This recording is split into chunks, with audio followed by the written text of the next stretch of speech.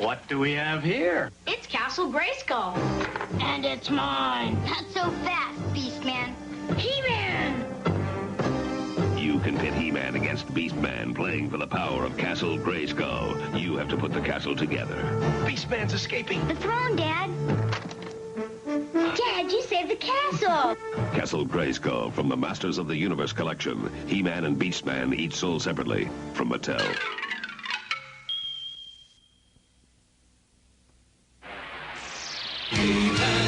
And the Masters of the Universe. I am Adam, Prince of Eternia and defender of the secrets of Castle Grayskull. This is Cringer, my fearless friend.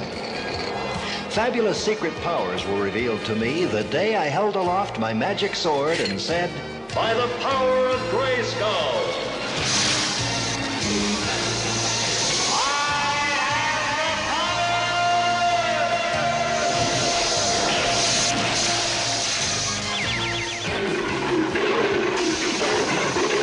Cringer became the mighty Battlecat, and I became He-Man, the most powerful man in the universe. Only 3 others share this secret. Our friends, the Sorceress, Man-at-Arms, and Orko. Together, we defend Castle Grayskull from the evil forces of Skeletor. Hello, this is OptimusSolo, and welcome to the 33rd chapter in Tales of Eternia. With me for this journey into the Masters of the Universe franchise, you would never guess, but it's TFG1Mike. Hello. Hello. You sound thrilled to be here. Oh, God. Well, are you at least ready to talk some powers of Grayskull? I guess. Get your mind off of everything else. It's Escape not to the going to help. land of Eternia and powerful people far, it's far not away. going to help. All right, well, in this episode of Tales of Eternia, we will be giving you our thoughts on Episode 96, Journey to Stone City, Episode 97, A Bird in the Hand, and Episode 98, Battlecat. So we hope you're ready, because it's time to go back to Eternia. At least the living conditions are better there.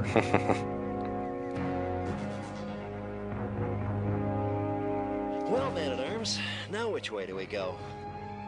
Well, it's hard to tell. The map is so old it's fallen apart in places. It's nearly impossible to tell which way is the right way. Near as I can see, Stone City should be that way. I'm not so sure, Man-at-Arms. It's all in how you look at it. Now, if you look at it this way, the map points that way. And what does your computer brain say, Track? Well, what are you asking him for? He never agrees with me. He always says I'm wrong. Readings indicate that Orko is probably correct. What? You said I'm right? Yes, no one can be wrong all the time, not even you. The odds are that you have to be right sometime. Why not this time? Great. Even when I'm right, I'm wrong. And the only reason I'm right is because I'm wrong. And if I'm wrong, it's because he's right about me being wrong. Ooh, that does it. I'll show you that I'm right because I'm right. I say Stone City is this way. I think poor Orko's been out in the jungle too long. We all have, Adam. 3 days and still no sight of the ancient ruins of Stone City. Perhaps we should head back and try again some other time. Well, I guess you're right. No, we'll tell Orko. All right, we start today with Episode 96, Journey to Stone City, written by J. Michael Straczynski. This one would have had an air date of Tuesday, October 23rd, 1984, and the plot finds Evil Lyn awakening an ancient warrior and tricking him into attacking Castle Grayskull in order to save his people. For the Masters, we have basically He-Man, Man-at-Arms, Orko, and the Sorceress, and for the Evil Warriors, we see Evil Lyn, Skeletor, Webstor, and Cobra Khan. The PSA is talking Man-at-Arms, who is trying to tell Orko that dinner is ready. Orko doesn't listen because he's too busy explaining why it's important to listen to what others have to say and hear their side of the story. I'm sorry, the PSA was just... It's an interesting lesson, but it was a dumb execution. Yeah, they're trying to be clever. It didn't work. Yeah. Orko's fun facts, according to Andy Mangles here, this episode is possibly one of the best appearances of the attack track, with witty dialogue penned by J. Michael Straczynski. Notice on the map that Orko discovers there is the large He-Man cross. It seems when Prince Adam transforms into He-Man that attack track may be privy to his secret identity. I don't know if I saw that or thought that. I don't know if that's maybe somebody reading into it a little bit too much, but maybe you felt that. I don't know. Track is a computer. He is a machine. He is not a person. It's friggin' T-Bob all over again. Oh, God. And the symbol on Vulcan's chest is called the Eye of Amagordo. I don't know why that's a fun fact, because he says it in the episode. Anyways, we have Evelyn kind of going off on her own in this episode, trying to do her thing and steal power. Obviously, we've seen similar things to that, but this way she's trying to do it through these ancient warriors who then she will use to get into Castle Grayskull, which is not something we've really seen too much of. Maybe a couple times, but we haven't seen, obviously Skeletor and the Evil Warriors are always trying to get into Castle Grayskull, but we haven't seen a ton of times where they've used another force or an outside entity to try to do it for them. What did you think of this episode? I liked it. It was interesting. There have been a number of times where Skeletor has tried to use outside forces. Hardly any in Season 2, since apparently Season 2 has nothing to do with the Evil Warriors half the time. Like, I guarantee you, if we did the math on this, 90% of Season 2 is all one-off episodes, and the other 10 is Skeletor and the Evil Warriors. Season 2 is by far, to this point, there are like a few gems here and there for me, but it's by far the worst out of the two seasons. I'll wait and reserve judgment. We have about 40 episodes left. Yeah. So I won't judge it quite if they yet. Don't improve. I think the Evil Warriors have appeared more times than you're giving them credit for. But what did you think about this plot as far as Evelyn being the one leading the charge? It makes sense. I mean, it goes along with what we've seen so far. I mean, she's always said that she's going to plot against Skeletor and get the power for herself, and et cetera, et cetera. So it's not like they're writing against type. And again, Straczynski was instrumental in a lot of the earlier episodes. I mean, he's written a lot of them, I think.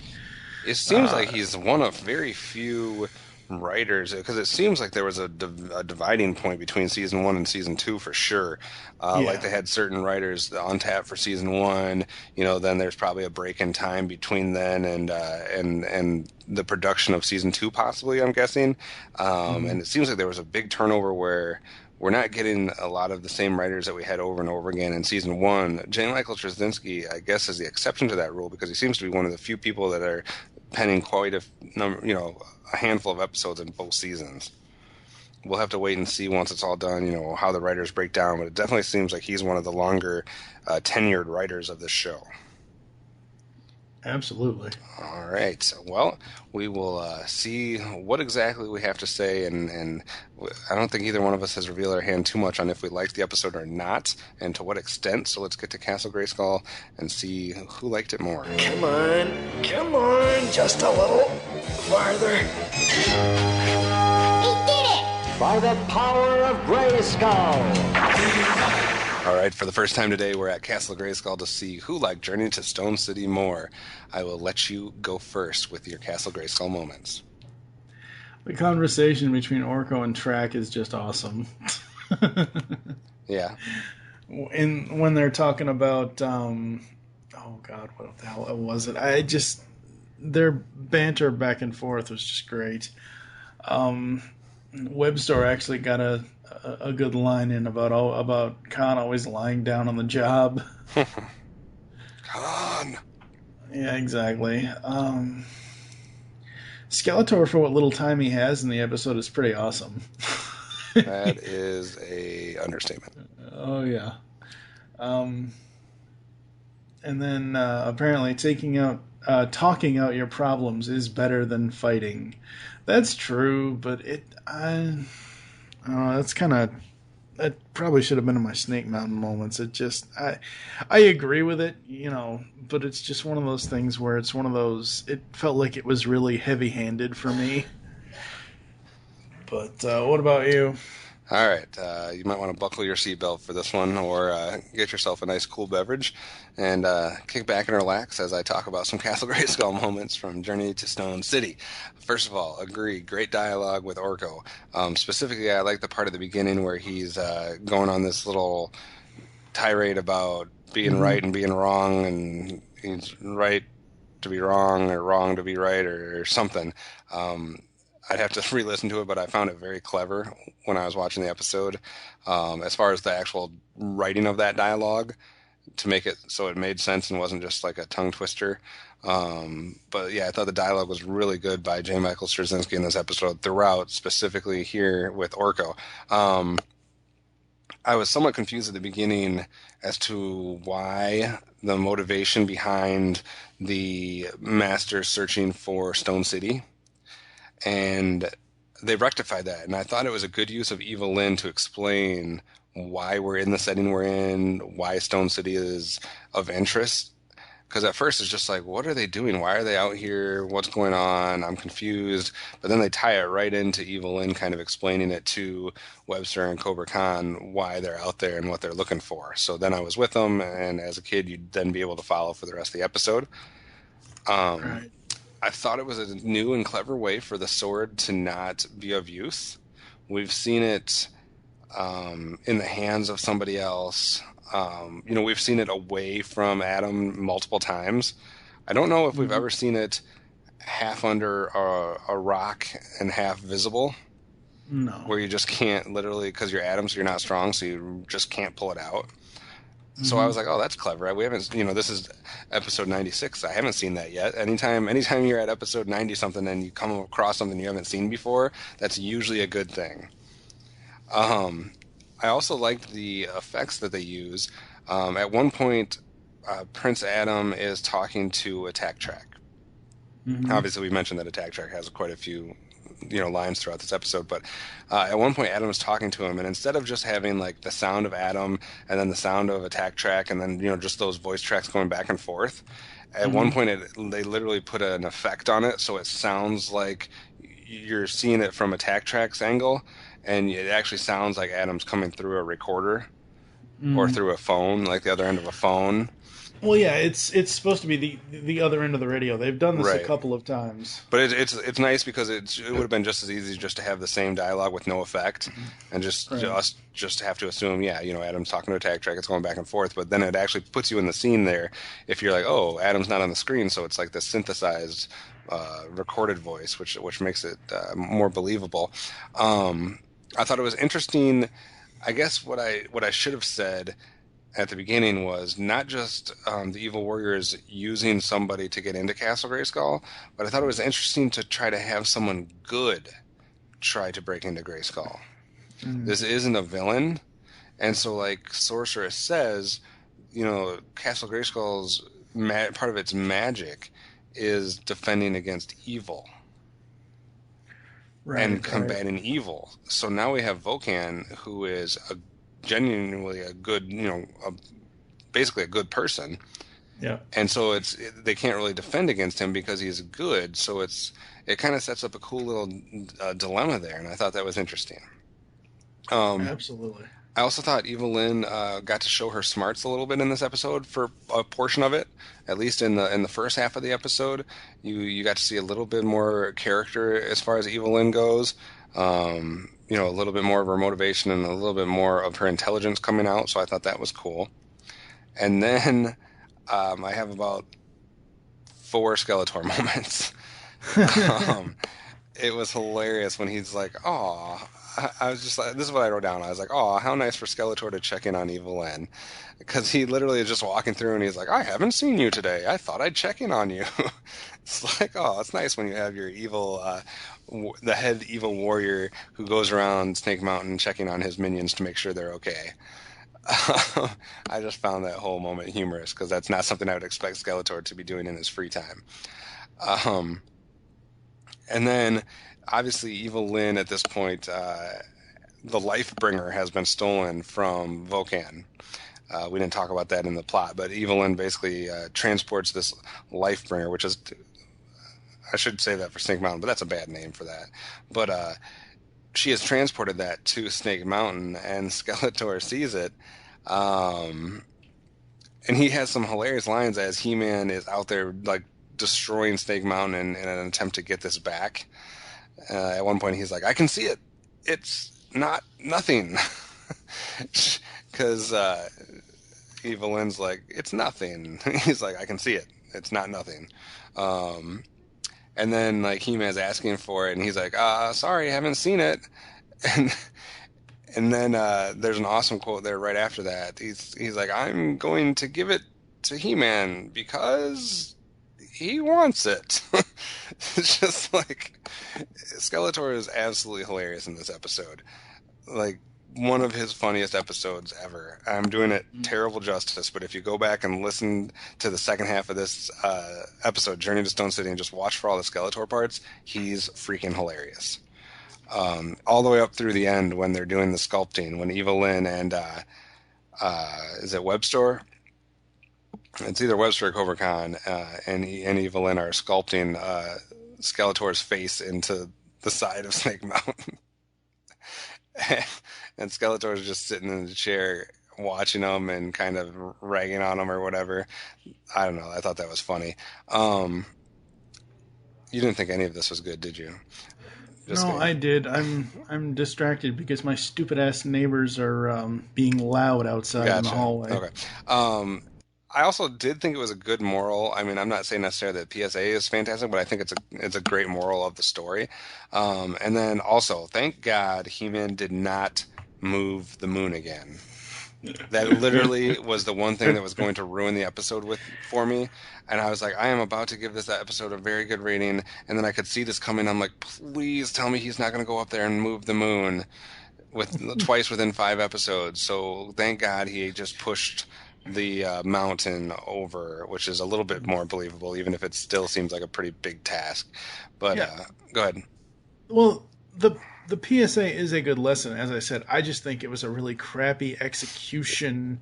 Right. No. I'm just saying like a great moral for the episode overall. Oh, yeah. No, I agree with that. I just think the execution of it was all wrong. Yeah. But yeah, Skeletor probably takes the cake for Castle Grayskull moments because his dialogue in this whole thing, his actions, just the way he's acting, how he gives into He-Man so easily, how, he's punishing Evelyn, etc. He was just funny throughout this whole thing.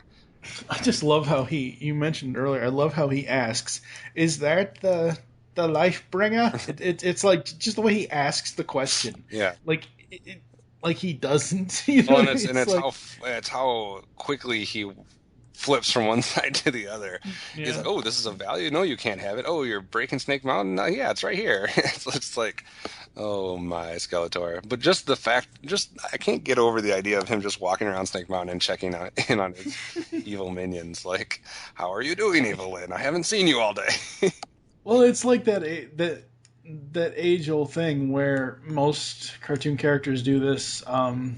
Leo did it in the 5-parter for the Turtles series in '87, where he's like, it's too quiet. It's quiet. A little too quiet. It's the same thing here with Skeletor. He kind of does that same kind of thing, obviously in a different way, but he kind of does that same kind of thing. And it is just so funny and cool to see him actually...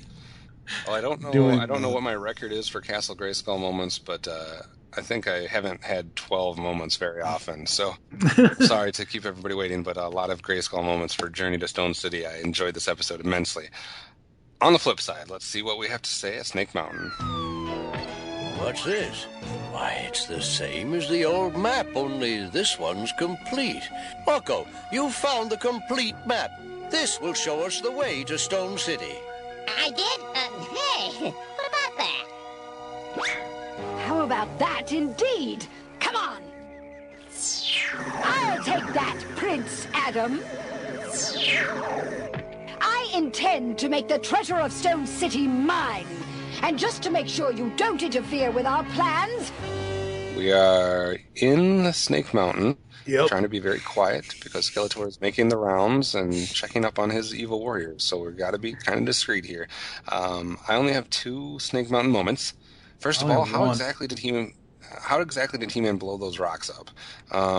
It's one of those moments that they've done multiple times in the series, but it's like He-Man has the sword or whatever. He gets the sword is under the bricks or whatever, and Attack Track pushes it, and eventually Adam pulls it out, turns into He-Man, and then it just like goes to a faraway shot of the stone blocks that they're inside of, and it's just like they just blow up. Like, what move does he do with the sword where everything just blows up in all directions? Does he like store up the power and then just like let it loose like some type of power up, or does he do it like a tornado spin and just like hit them all with a sword? I find it very weird when stuff just blows up because he has the sword. Now, if this was the other sword, which we'll talk about later on in another podcast, if this was the other sword, I was going to say he could just press the jewel. It's a detonation switch. Is that what happens? I don't get it here. And also, I think I would have preferred a different voice for Vulcan. It just was too close to Man-at-Arms. Is that the person that was close to? Yeah. It was too close to one of the characters, and like even one of the scenes where they're both talking, and you can't almost tell at one point that they've switched from one character to another. I just think they could have had maybe a little bit more distinct voice for him, but that's all I have. What about you? I only have one. You kind of already mentioned it, not at Snake Mountain, but earlier. For a minute there, I was going to have, like you, have a huge problem with He-Man. And I still kind of have a huge problem with this. He's going to move the mountain. I thought for a minute there he was going to move the moon again. But seriously, he moves this mountain, but they're still in the village. Like, we see the village around this mountain, so, like, it isn't like he went 5 or 10 feet outside of the village or 5 miles outside of the village or whatever. It's like this somehow just mysteriously there's this giant mountain inside this village that he can move 5 feet to the left. He is He-Man, the moon mover. The mountain mover, excuse me. If he would have moved the moon both times, then I would have renamed him He-Man, the moon mover. But yeah, I can see that. Luckily for me, because he didn't move the moon, it didn't feel like it was as bad that he moved this ridiculous mountain. I was more able to stomach it. All right, let's see who gets awards and how high we rate this one as we get to our awards and ranking section. No, the life bringer. It's gone. Without it, I cannot revive my people. You stole the life bringer. You'll return it now. No one talks to Cobra Khan like that. Have some sleep, Venom. I think not, Snake Man. Oh, always sleeping on the job. Try my grappler, Vulcan. A puny weapon, intruder. All right, let's see how we rate the first episode of the day. Where do we start today? But first, before we get to that point, we always have to decide if anybody is worthy of having a power sword presented to them, or maybe having a Havoc staff knock them in the head. Mike, I'll let you go first. Any hardware to give out today? Sure. Orko, Track, and Skeletor. They're the winners. We got a trifecta? Yeah. Oh, my. All right.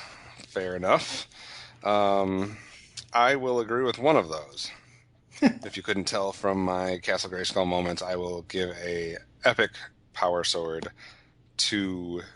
I guess I should give it to J. Michael Straczynski because he's the one who wrote the dialogue, but I will give it to Skeletor.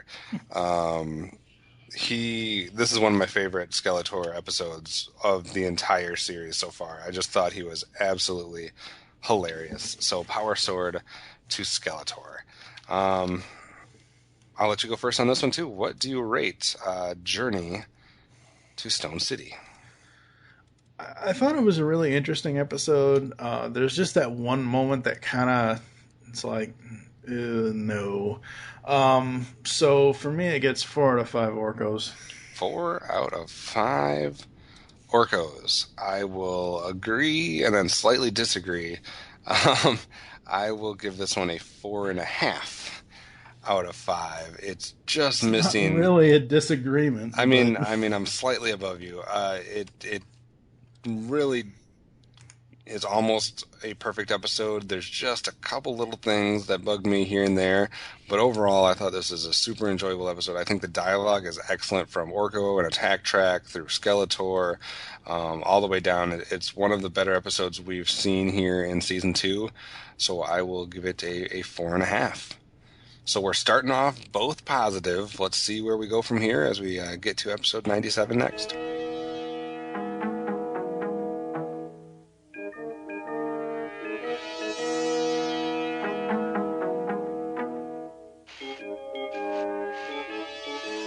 Hi, Stanley. Stop everything. I got a new trick to show you. I can't right now, Orko.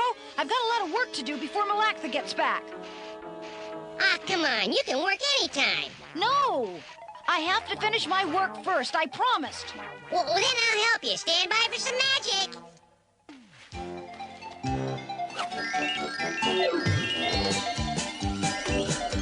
We'll have this done in no time at all. I command you, little broom, go to work and dust this room. Be careful, Orko. It's going awfully fast. Hey, stop! Stop! I command you! Oh, not me! Oh, no! Oh, no! Stop it!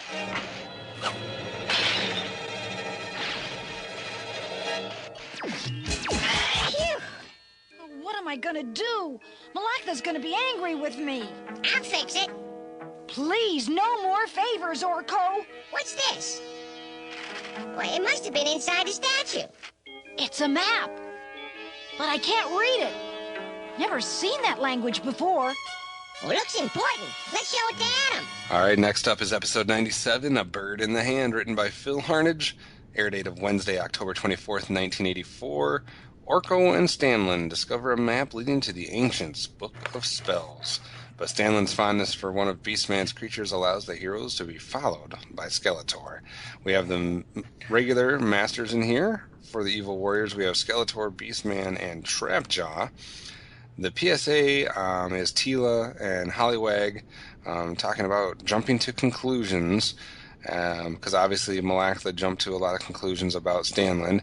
And as far as Orko's fun facts in the script, Stanlin is excited about meeting the sorceress. That's odd, because the sorceress helped Stanlin fight the evil Shakoti in House of Shakoti Part 2. So Right. He has already met her before. What do you think about the reoccurring appearance of Stanlin and Malactha, and the appearance of the Hollywag, and how that plays into the search for this ancient book of spells? I think the episode is good. I think the only problem I'm going to have with this entire episode is Malactha. We'll talk about that a little later. But I want to take this time to focus on Mr. Phil Harnage himself, because he has written a lot of stuff. He has 55 writing credits on IMDb. The only 2 episodes of He-Man and Masters he wrote was Freddy Cat and this one. He will return when we get to the Myths of Etheria, covering She-Ra, Princess of Power. He wrote A Lesson in Love. After those, he wrote for Alf Tales, he wrote for The Legend of Zelda, he wrote for Super Mario Bros. Super Show and other Mario cartoons. He wrote The New Kids Off the Wall, one of the episodes of New Kids on the Block from 1990. He wrote a couple episodes of Adventures of Super Mario Bros. 3, Bill and Ted's Excellent Adventures TV series. The reason why I bring him up now, because he's the writer here, is because his writing was as bad as it is in 1984 as it was in 1991 when he wrote several episodes, 3 episodes of Super Mario World. This guy can't write for crap. I'm sorry. The sad thing is he wrote 5 episodes of G.I. Joe. He wrote The Legend of Metalhead, Basic Training, Sludge Factors Part 1 and Part 2, and the Elder out of the Lost City of Gold. He is also the developer, series concept for Captain Planet and the Planeteers, and he also wrote 2 episodes of that series. Which is interesting since I've heard that Ted, what's his name? Oh, crap. Ted Turner was the bigwig behind Captain Planet, but Phil Harnage, from what I've seen him before this and after this, I'm not that fond of his writing. How do you really feel? Yeah, some people have not had a very good run here on the show, and other people have been a little bit better. So I don't know. I don't know how I feel about him. I guess I'll give more of that away as we go through here. But anyways, as far as this episode, anything else to say, or you just want to get to Castle Grayskull? No, let's just get to Castle Grayskull. Okay. This may take a little while, Adam. This language is very old. And I must find a particular book to help me with the translation. Well, take your time, sorceress. Yeah, take your time. I'm gonna get some sleep. We are at Castle Grayskull for the second time today to talk about episode 97. Highlights for me, I do like seeing recurring characters. Mm-hmm. ... But Stanlin and Malaktha... Now, I didn't think I disliked Malaktha, but after this episode, I kind of do.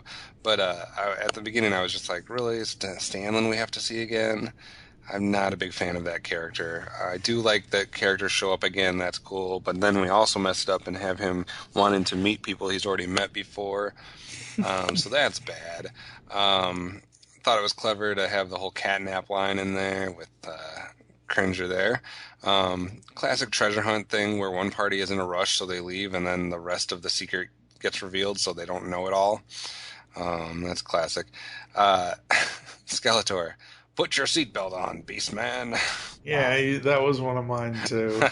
And I thought this Hollywag thing was a cool character and idea. I liked the whole idea of him doing voice impersonations, basically. And mimicking all the different people and causing a lot of confusion. Being able to throw his voice, apparently, too, since nobody can tell where it's coming from, it seems like. So I thought that character was a cool idea. I just kind of...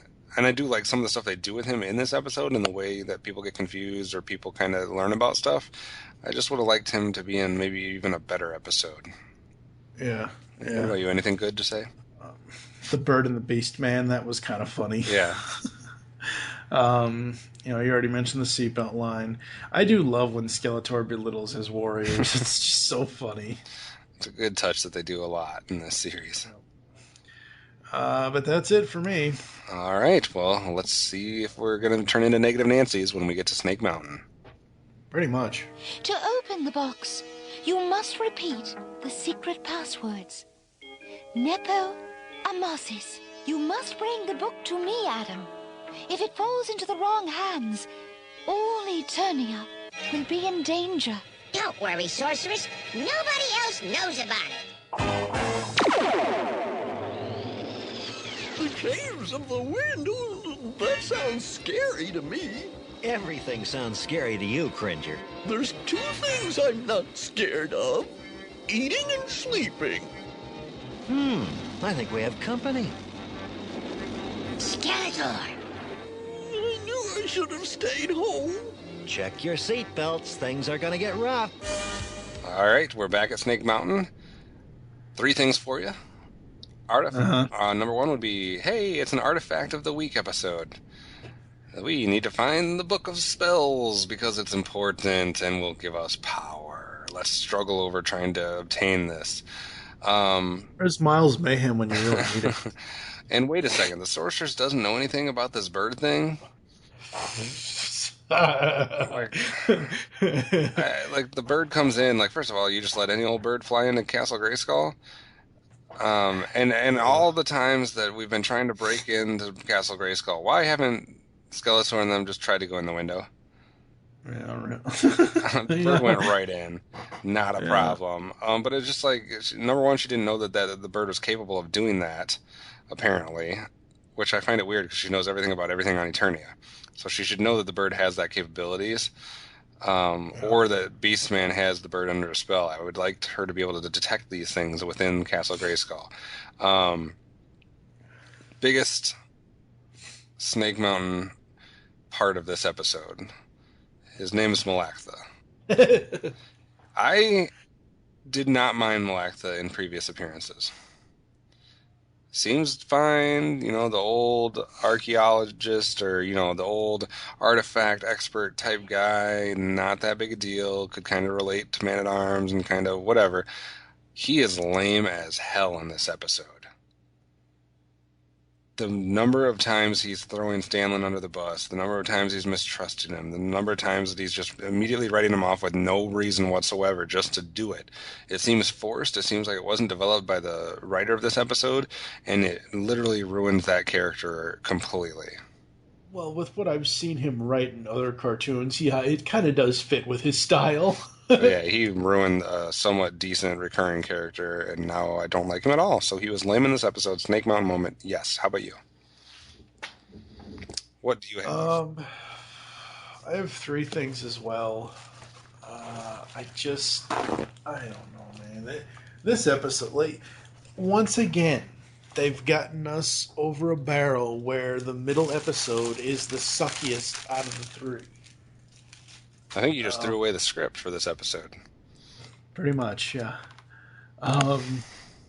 Seriously, they're just gonna trust the new creature, really? The bird that flies. They're just immediately gonna trust this thing, seriously? And then not only Scanlan, but not Scanlan, not only Malaktha, but everybody else just says they constantly say this is all the kid's fault. Yeah, well, the only thing that was his fault was breaking the statue. No, that was Orko said that was really Orko's fault. Yeah, well, yeah, but still. And then, good God, Malaktha needs to be taught a lesson. Oh, that guy. Oh, no. So you liked him in this episode? No. All right. Yeah, definitely some major parts of this episode not to like. Let's see how much of an impact that had on our overall rankings and awards as we get to the next section. We're almost on them. Maybe we can force them to land. Zap their retro trim. Hold on, I'm gonna try to lose them. Hang tight, Golly.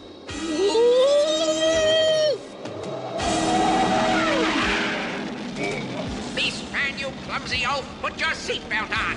All right, it's time to deal out some more hardware with episode 97, A Bird in the Hand. I will go first because I think there was 2 people that deserve hardware for completely different reasons. We'll get the obvious one out of the way. We'll take that Havoc staff, give it to Stanlin so that he can hit Malaktha upside the head with it. Malaktha gets a big old Havoc staff in this one. I will, however, give a power sword to that Hollywag thing because I think it was a cool character to introduce, and he ended up being good overall. He was just under Beastman's spell for the first part, but he helps him out. And he's a decent character. I like him as far as the alien creatures that we've seen so far in this series. So power sword to Hollywag. How about you, sir? Let's see here. I know you got something. Malaktha. Oh, God. Just... Major size coming from TFG1Mike. Put him in a boiler room with... You know how the standard treasure trap in old temples where it's a super hot room and then spikes come out of the walls. Just put him in a boiler room, have Havoc staffs just come out of the walls and just automatically just beat the hell out of him. All right, that's kind of brutal. It's true. A little extreme, but we'll go with it. As far as an episode rating for this one, number 1, just what they do with Malaktha. Number 2, Stanlin not realizing that he's already met the sorceress, which is bad research on the writer's part. If you're going to have recurring characters, you should probably at least watch the episodes that those characters appeared in first. It's just another artifact of the week episode. I don't like Stanlin to begin with.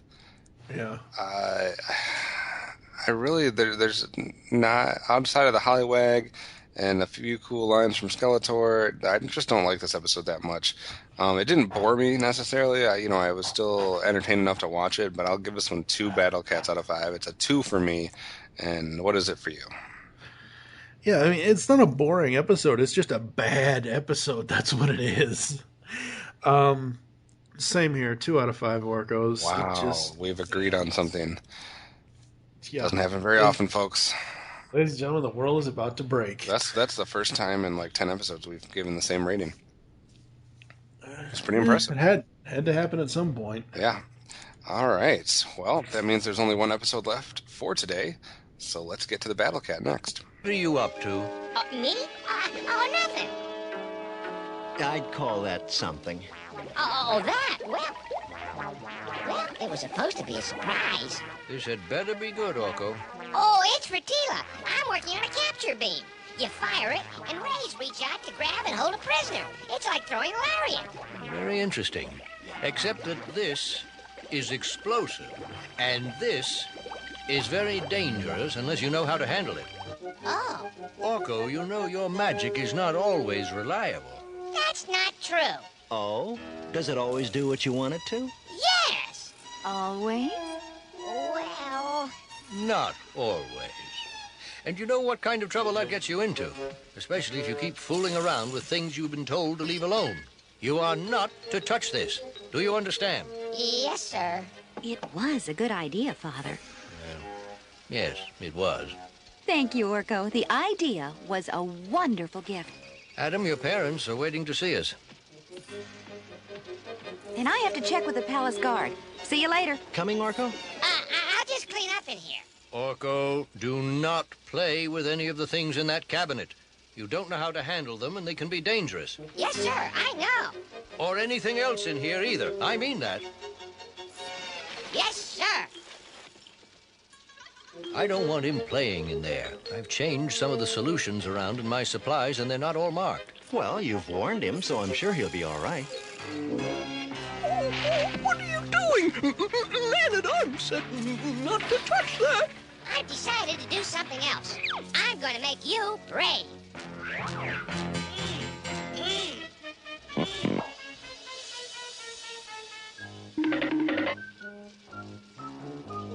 This, and some of this, and no more scaredy cat.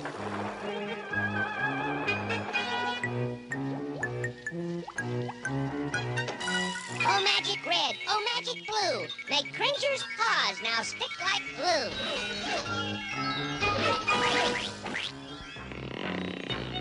Now then...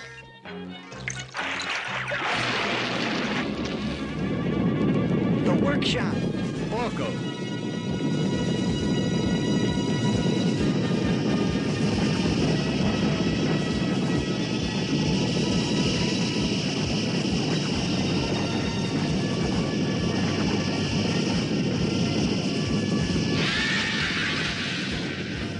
It's time for Battlecat, which is episode 98, written by DC and Richard Fontana, air date Thursday, October 25th, 1984. Prince Adam and Man-at-Arms tell Orko the story of how Adam discovered the tiger cub that would become Cringer, and later Battlecat. There are no evil warriors in this episode, there's just masters, including King Randor, Ram-Man, and Zor, which we don't always get to see. The PSA is Man-at-Arms explaining how there may be dangerous containers in your home, like the ones he told Orko not to touch in his workshop. Orko notices that the label on a vial of poison looks just like Skeletor. Just like Skeletor. That vial is bad news. Yes, it is, but no, it doesn't. As far as Orko's fun facts, this is the first time we have seen young Prince Adam and young Cringer since Creatures from the Tar Swamp. In this episode, it appears that Cringer could not speak much during his youth, but in Creatures from the Tar Swamp, the young tiger appears to be a very well-spoken cat. When young Tila and her gang approach, this one's interesting. When they approach Adam, we can see that one of the boys is Prince Jeremy from the royal cousin. However, when we see the boy in close-up, his hair has changed to blonde and his black top has become white. So a little goof there. What do you think of the origin of Battlecat? I wish it wasn't centered around teaching Orko a lesson of not to touch stuff he's not supposed to. That was a roundabout way to get to where we got. It was a roundabout way for the writers to come up with a way that we're going to talk about Battlecat. And even Orko at one point, he's like, what does this have to do with what we're talking about?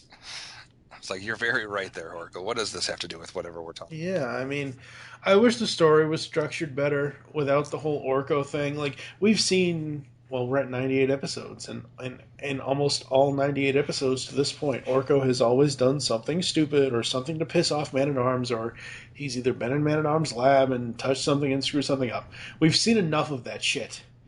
Just put a story together like, hey Tila, or, well, not Tila because she kind of knows, but, hey Man-at-Arms, or hey Orko, did you know about this story? Let me tell you this story, and just have it all in flashback without having to teach Orko a damn lesson about shit. Yeah, I can kind of see that. It was just a very disconnected way to do it. But I do, as far as like going into the episode, the idea of having a plot about the origin of Battlecat obviously does interest me. Oh no, yeah, that's good. I just think that the roundabout way that they got to it is bad. Yeah, I can see that. But, Baby Cringer is awesome. Hey, that's a Castle Grayskull moment. You calm down.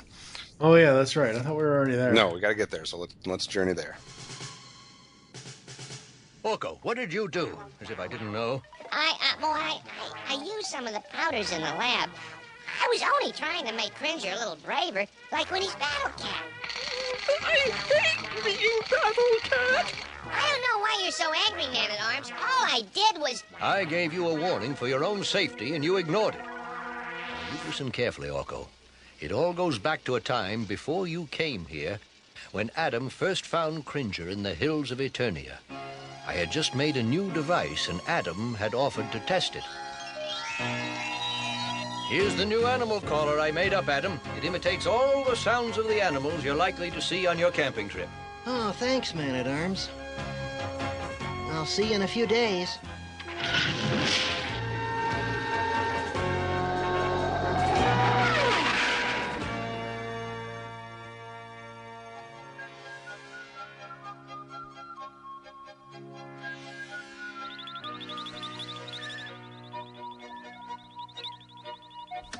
Mount Teller, mid-morning, spotted one spine deer, a young buck, general area of forest glade.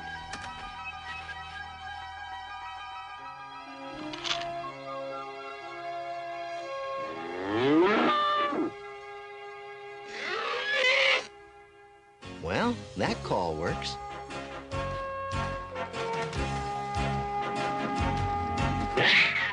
Uh-oh, saber cat. And he looks hungry.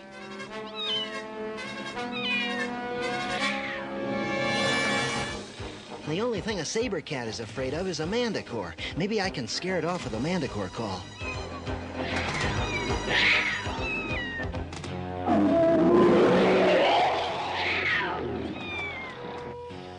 Whew, thank goodness this works. All right, for the final time today, we find ourselves at Castle Grayskull to talk about the good moments about Battlecat. I'll go first because it all started at the beginning. And the good moments were, number one, I like flashbacks. Number two, Battlecat origin story.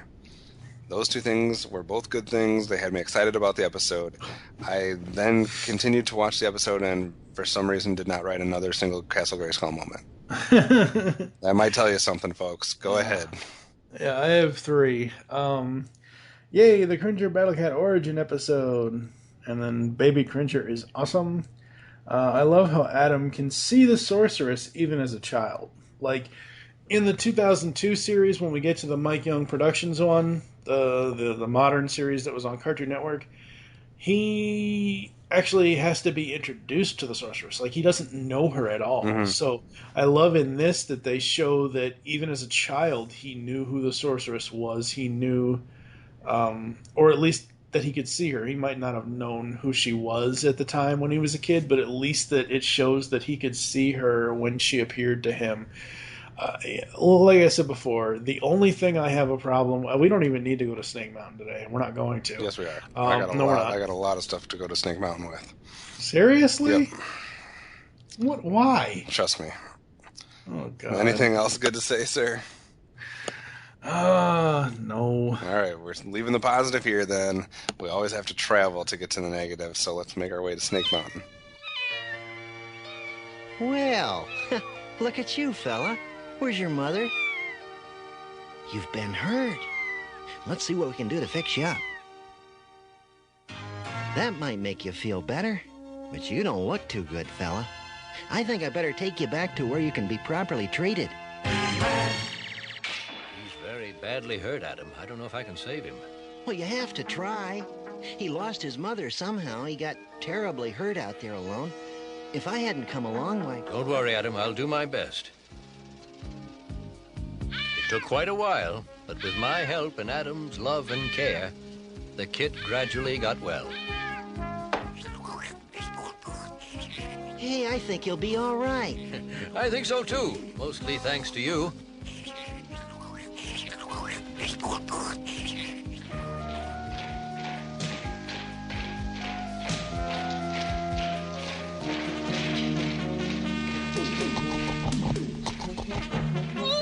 Company! Halt!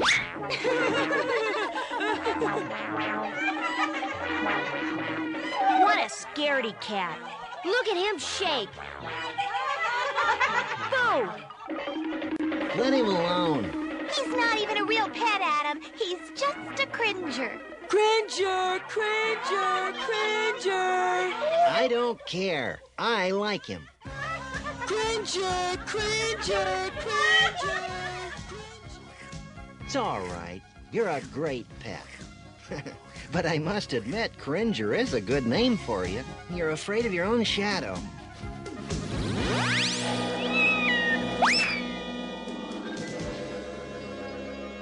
Oh. Hello, Sorceress. Hello, Adam. Hello, Cringer. Cringer, stop trembling. The Sorceress is our friend. Adam, do not be impatient with your pet. Well, he embarrasses me sometimes. In spite of that, you will find he will be very important to you in the future. You may call him Cringer, but he is not entirely what he seems to you just now.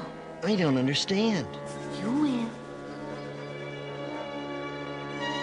Well, I grew up, and so did Cringer. But he never seemed to change.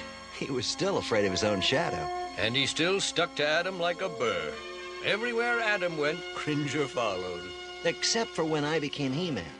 To make that change, I had to be alone, so I always made sure Cringer wasn't around when I did. But I don't see what that has to do with me not listening to Man-at-Arms' warning. You will.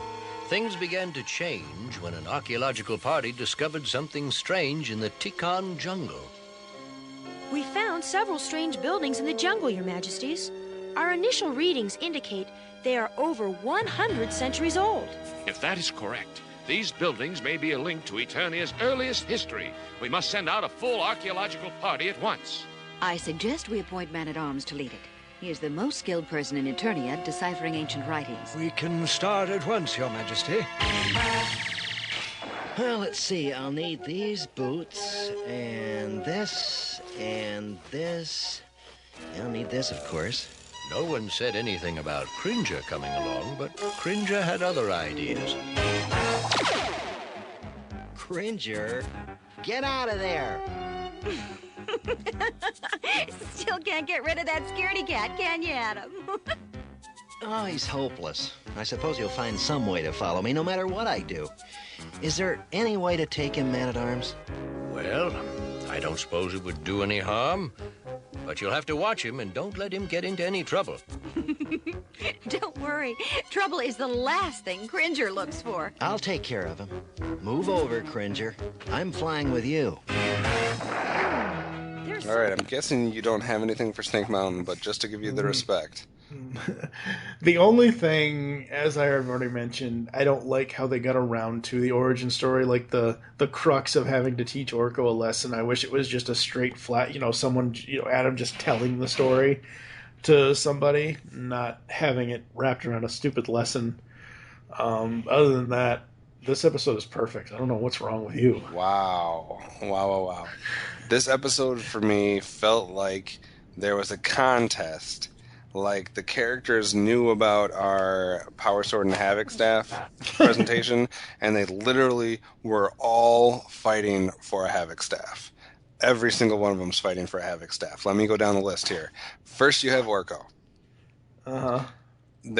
He literally gives us absolutely no legitimate or good reason as to why immediately he is directly disobeying Man-at-Arms to not touch those vials.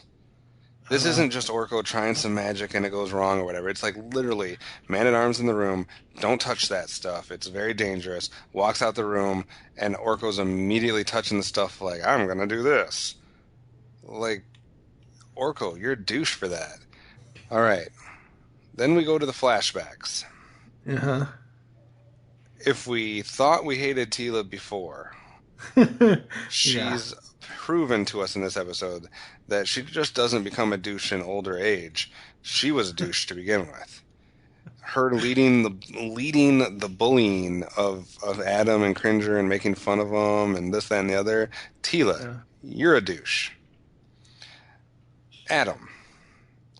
Not as big of a douche because I liked you for the most part of this episode, but at one point you literally go to somebody and say that Cringer embarrasses you. Now, he said sometimes. Yeah, he said sometimes he embarrasses me.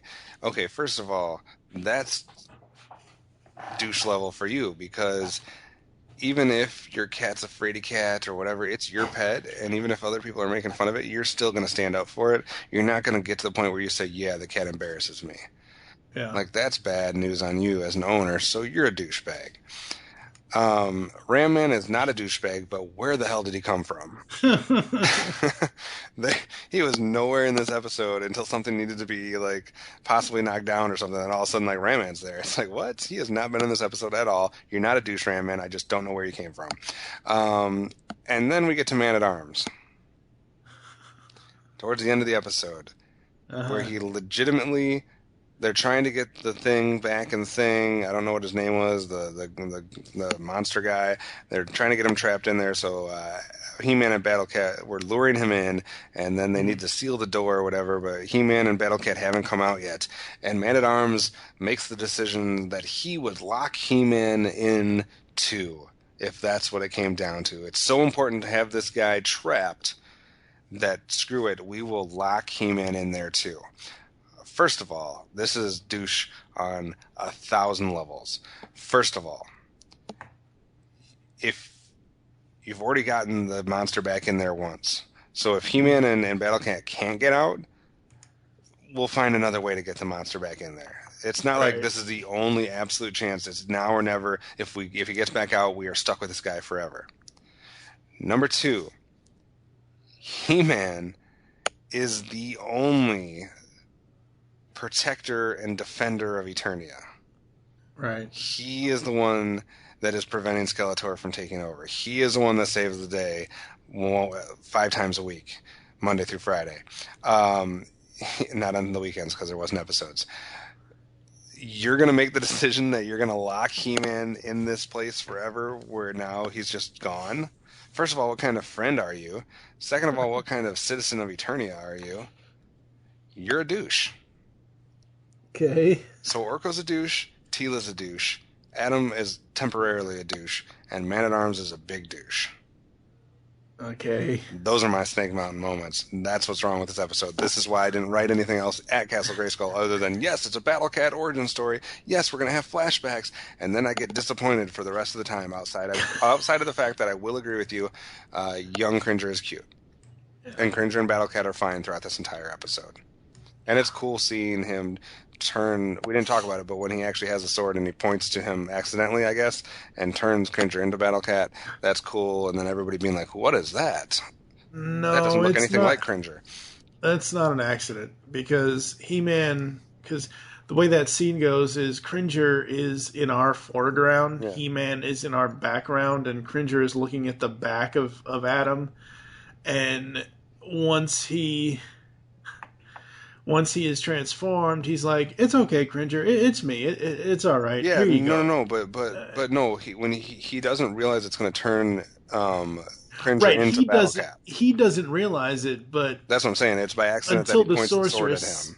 No, it's not an accident. No, I mean as far as turning him into something, he is pointing towards him, but he's kind of just more pointing towards him. He's holding the sword, so therefore the sword points at him, and then that happens. Now I would like Adam to, because if I do this, if I'm Adam and I, by accident in a way, point my sword at Cringer and it turns into Battlecat, I immediately am going to start pointing my sword at a lot more things to see what else I can turn into something great.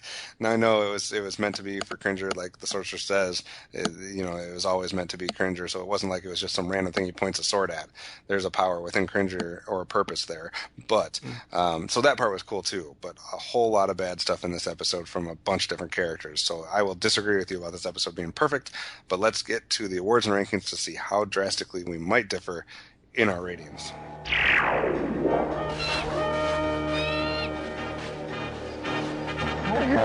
My freeze ray will stop it cold.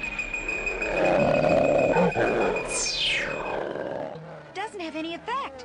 Get out of here! Hurry! Form a block. Set for maximum stun. Our combined freeze rays may hold it. Fire! It didn't work. Come on, let's get out of here!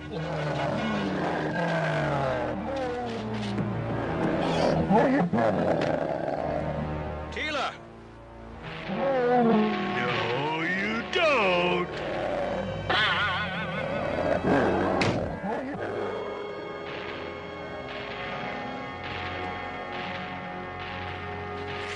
By the power of Grayskull.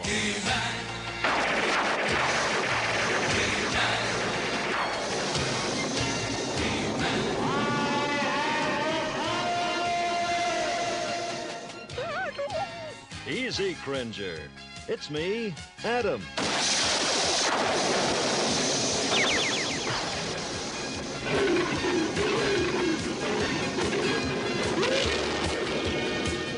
What happened to Cringer?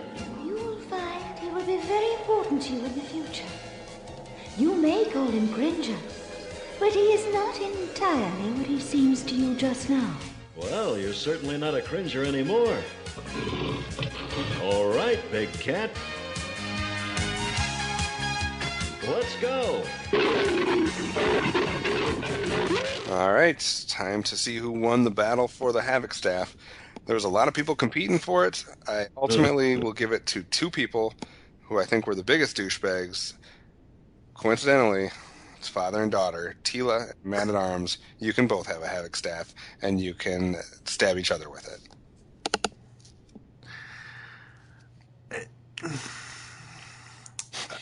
For telling the story and for him being able to do a couple of things in the story, I will give Adam a power sword. I do not. I agree with you. I do not like him. I mean, I kind of don't mind him saying that Cringer embarrasses him because he's admitting something that. It's not something that he doesn't like Cringer up for. It's something that he just I mean, it's like, if, one of our friends embarrassed us. It's that's the way I looked at it. I didn't look at it as Adam piling on Cringer like the bullies did. And obviously, I got to give us power sword to Cringer. Anytime Cringer is the spotlight of an episode, he has to get a power sword. Fair enough. Any other hardware? Nope. All right, you're nicer than I am. As far as episode ratings, I know you're going to give a higher one than this. I'm not trying to make the episode sound like it's awful.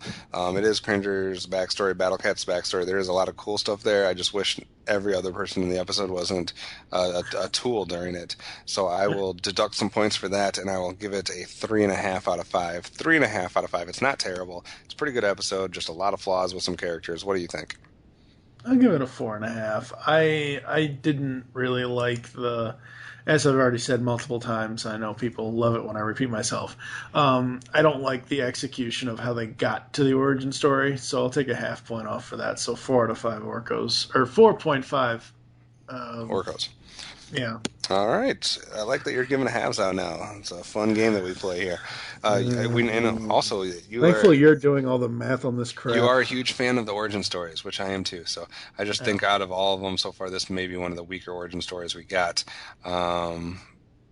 based on a lot of the actions of the different characters, not Cringer or Battlecat's fault.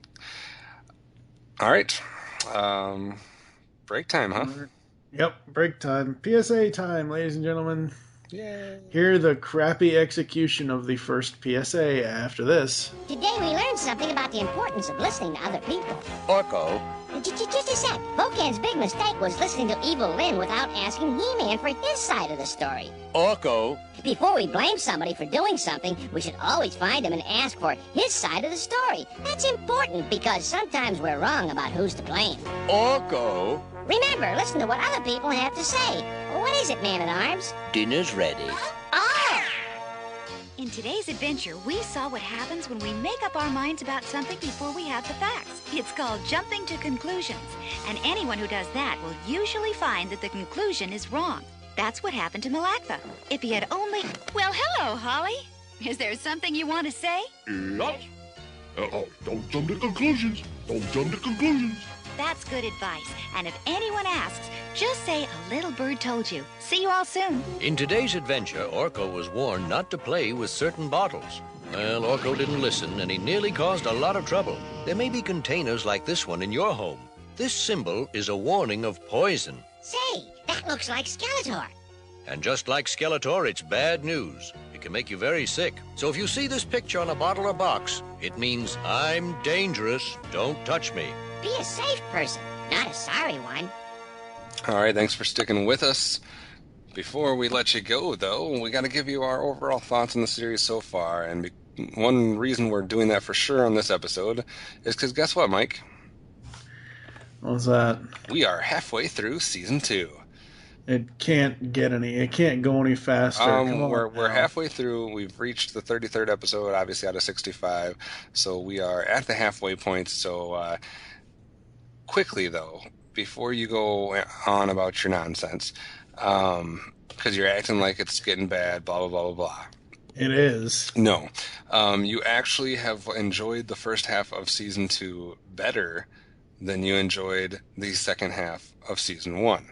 There's something wrong with that math then. No, you 1, 2, 3, 4, 5, 6, 7, 8, 9, 10, 11, 12, 13 times in the second half of season 1 you rated something 0 or 1. 13 times. So far, the first half of season 2, only 8. Only 8 times have you done that. So you've genuinely liked a little better. I only did it 3 times this half. And as far as good ratings, I've given 1, 2, 3, 4, 5, and you've given 1, 2, 3.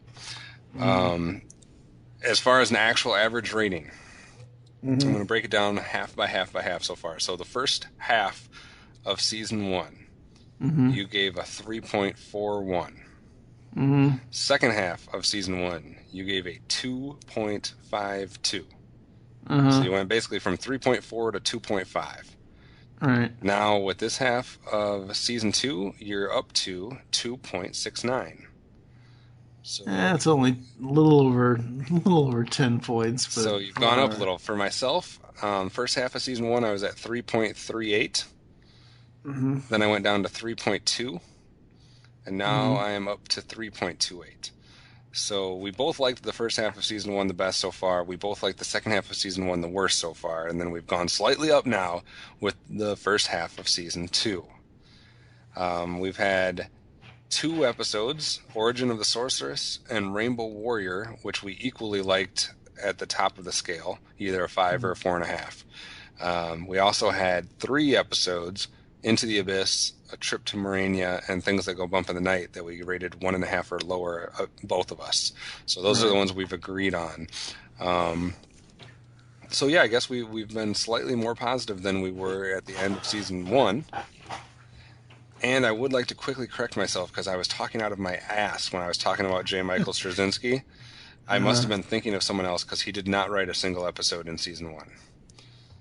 See, I don't know. I think what it is he was on the BCI DVD special features talking about the series overall.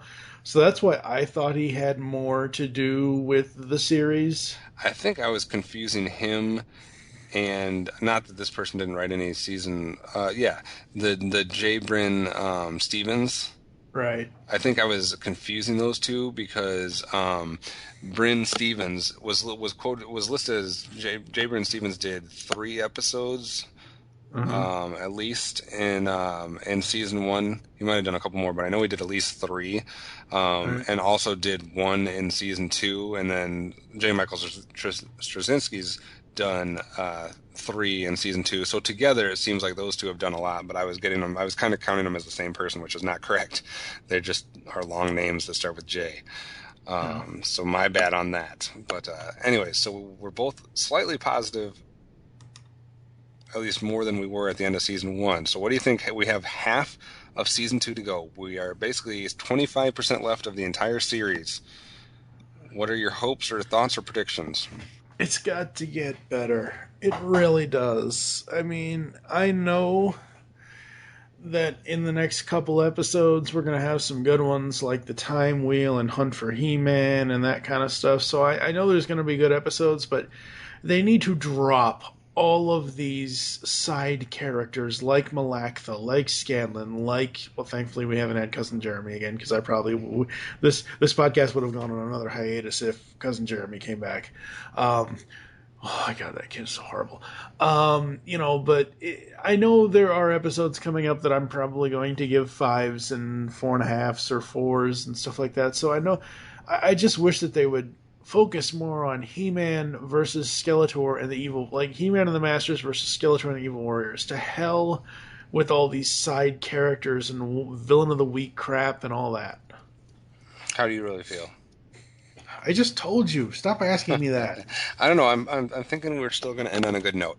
I'm hoping that the second half of season 2 will be the best half of any of the seasons, or at least it'll be close to what we had thought about the first half of season 1.